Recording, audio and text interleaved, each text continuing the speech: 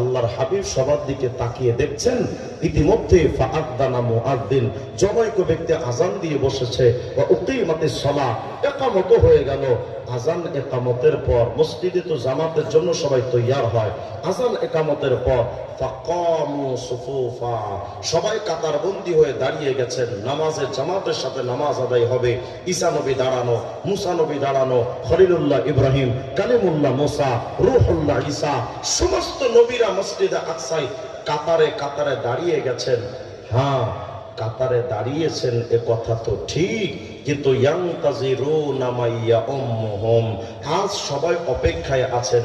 আরে এই দামি জামাতের ইমামতি করবে এমন ব্যক্তিকে, কাতারগুলো তো ভরপুর মুক্তাদি মুসাল্লি দিয়া, কিন্তু ইমামতির মুসাল্লা খালি, সামনে কেউ এগিয়ে যায় না।